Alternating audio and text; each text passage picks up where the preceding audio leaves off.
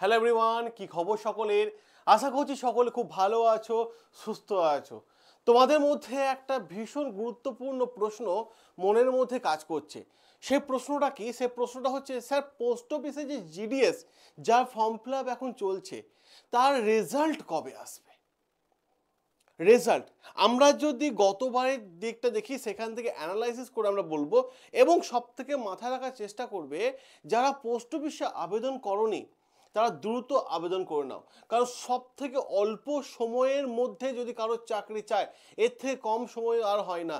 সব থেকে অল্প সময়ের মধ্যে চাকরি যে পেতে হয়, তাহলে অবশ্যই পোস্ট অফিসে জিডিএস। খুব ভালো করে তোমরা জানো যে পোস্ট অফিসে জিডিএস এ কোনো পরীক্ষা তোমাদের কিন্তু হয় না, এটা তোমরা খুব ভালো করে জানো।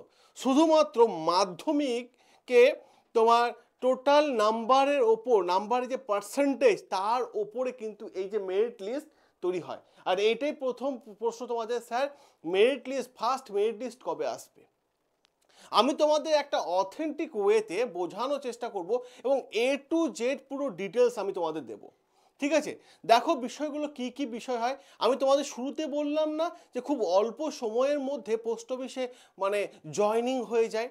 ঠিক আছে, তাহলে বিষয়টা খুব ভালো করে বোঝার চেষ্টা করো।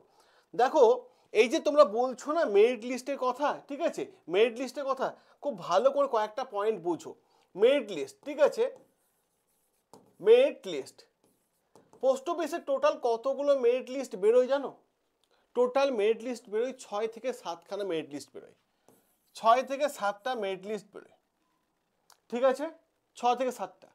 তোমরা এখন জানো যে পোস্ট অফিসে ফর্ম ফিল আপ চলছে। যারা এখনো ফর্ম ফিল আপ করোনি তারা অতি দ্রুত ফর্ম ফিল আপ করো। এবং অনেকে আছো নতুন, যে স্যার কবে ফর্ম ফিল আপ হচ্ছে আমরা এখন জানি না, আমাদের কাছে কোনো আপডেট নেই, কোনো বিজ্ঞপ্তি নেই। তাদের জন্য আমি বলে দিই, ভাই শোনো, ফর্ম ফিল আপ স্টার্ট হয়েছে, ঠিক আছে, স্টার্ট হয়েছে 10ই ফেব্রুয়ারি থেকে। ঠিক আছে, 10ই ফেব্রুয়ারি থেকে ফর্ম ফিল আপ কিন্তু স্টার্ট হয়েছে। আর ফর্ম ফিল আপের লাস্ট ডেট এন্ড, ঠিক আছে, এন্ড হচ্ছে কবে? সেটা হচ্ছে 3 তারিখ, মার্চের 3 তারিখ। ক্লিয়ার? মার্চের 3 তারিখ হচ্ছে লাস্ট ডেট। ওকে, যারা ফর্ম ফিল আপ করনি তারা দ্রুত করে না, কারণ এখানে কোনো পরীক্ষা হয় না। মাধ্যমিকের নাম্বারের ওপর ভিত্তি করে কিন্তু তোমার চাকরি হয়। ক্লিয়ার? এবং এটা কিন্তু পার্মানেন্ট চাকরি, কোনো টেম্পোরারি চাকরি বা ক্যাজুয়াল বা কন্ট্রাকচুয়াল নয়, পার্মানেন্ট চাকরি, সরকারি চাকরি। এই জিনিসটা বোঝো। তাহলে যারা ফর্ম ফিল আপ করো, যারা করে নাও। ফার্স্ট লিস্ট কবে আসছে খালি দেখে শুনলে অবাক হয়ে যাবে। এরপর যখন ফর্ম ফিল আপ হয়ে গেল, এবার তোমাদেরকে পোস্ট অফিস আরও 3টে দিন টাইম দেবে। মানে ফর্ম ফিল আপ এন্ড হওয়ার পর 3 দিন পর আরও 3টে দিন টাইম দিচ্ছে। তাহলে শেষ হচ্ছে কবে? 3 তারিখে। 6 তারিখ থেকে 3 দিন, 6, 7, 8 মার্চ মাসে কারেক্ট উইন্ডো ঠিক হয়ে যাবে। ঠিক আছে, মার্চ মাসে 6 তারিখ, 7 তারিখ, 8 তারিখ, ঠিক আছে, কি হবে? এই 3 দিন তোমরা যদি ফর্মের মধ্যে কোনো ভুল করে থাকো, ঠিক আছে, বা ফর্মে কোনো জায়গায় স্পেলিং মিস্টেক হয়ে থাকে, সেগুলো ঠিক করার কিন্তু অপশন দিয়ে দেবে। বোঝা গেল? কারেক্ট উইন্ডো কিন্তু খুলে যাবে 3 দিনের জন্য। কিন্তু এখানে একটা গন্ডগোল আছে। যারা সঠিকভাবে ফর্ম ফিল আপ করেছো, প্রিন্ট আউট বের করে নিচ্ছো, অ্যাপ্লিকেশন দেখেছো সব ঠিকঠাক আছে, তারপরেও যদি কেউ মজা করার জন্য বা মানে ফাঁকাই তুমি একদম কারেক্ট উইন্ডোটা একবার খুলে দেখি, ঠিক আছে, আরও কিছু চেঞ্জ করবো কিনা, এরকম কিন্তু ভুল করেও করতে যাবে না, তাহলে তোমার ফর্ম রিজেক্ট হয়ে যাবে। কারণ কারেক্ট উইন্ডোর জন্য যখনই তুমি আবেদন করবে, ফর্ম ফিল আপটা আবার রিওপেন করবে, ঠিক আছে, তোমাকে কিছু না কিছু পরিবর্তন করতেই হবে, নইলে তোমার ফর্ম কিন্তু রিজেক্ট হয়ে যাবে। কিছু পরিবর্তন না করে সাবমিট করে দিয়ে রিজেক্ট হয়ে যাবে। কিন্তু 3টে জিনিসে কিন্তু তুমি কোনোভাবে পরিবর্তন করতে পারবে না। ঠিক আছে, কি কি পরিবর্তন করতে পারবে না? এক, মাথায় রাখার চেষ্টা করো কোন জিনিসে পরিবর্তন করতে পারবে না। প্রথম যে জিনিসে পরিবর্তন করতে পারবে না সেটা হচ্ছে তুমি ফর্ম ফিল আপ করার সময় যে ভ্যালিড মোবাইল নাম্বারটা দিয়েছিলে ওটা পরিবর্তন হবে না। ঠিক আছে, মোবাইল নাম্বার, মোবাইল নাম্বার কোনো পরিবর্তন হবে না। 2, তুমি ফর্ম ফিল আপ করার সময় করে যে ভ্যালিড মেল আইডি দিয়েছিলে, মেল আইডি, ঠিক আছে, সেই মেল আইডির কোনো পরিবর্তন হবে না। ঠিক আছে, মেল আইডি কোনো পরিবর্তন হবে না। 3, তোমার ফর্ম ফিল আপ হওয়ার পর যে রেজিস্ট্রেশন নাম্বারটা পেয়েছো, রেজিস্ট্রেশন নাম্বার, ঠিক আছে, রেজিস্ট্রেশন নাম্বার পেয়েছো, তারও কোনো পরিবর্তন হবে না। তাহলে তো খুব চাপের বিষয় স্যার, অনেক কিছু পরিবর্তন হচ্ছে না তাহলে? হ্যাঁ, পরিবর্তন হবে না। এবার প্রশ্ন হচ্ছে, খুব ভালো করে দেখো, যে বিষয়টা আমাদের আলোচ্য বিষয় সেটা হচ্ছে মেরিট লিস্ট কবে আসবে। আমি তোমাদের শুরুতেই বললাম 6 থেকে 7টা মেরিট লিস্ট আসে পোস্ট অফিসের, একটা দুটো নয়, 6 থেকে 7খানা আসে। দেখো আমরা যদি প্রিভিয়াস ইয়ার দেখে থাকি, তাহলে পোস্ট অফিসে যেদিন ফর্ম ফিল আপ এন্ড হয়, যেদিন এন্ড হলো, ঠিক আছে, তারপর আবার বলছি এন্ড হচ্ছে কবে, দেখো এখানে খুব ভালোভাবে দেখো 3 তারিখে form fill up last date, এবং কারেন্ট উইন্ডো লাস্ট ডেট হচ্ছে 8 তারিখ। ঠিক আছে, এই 8 তারিখ মানে প্রিভিয়াস ইয়ার যদি দেখি আমরা, মানে আগে বিগত বছরগুলোতে, ঠিক আছে, তাহলে যেদিন কারেন্ট উইন্ডো বা ফর্ম ফিল আপ বন্ধ হয়ে গেল, তারপর 12 থেকে 15 দিন পর ফার্স্ট মেরিট লিস্ট আসে। আফটার 12 ইয়া 15 ডেজ, ঠিক আছে, তারপর আসে মেরিট লিস্ট। ওকে, 12 থেকে 15।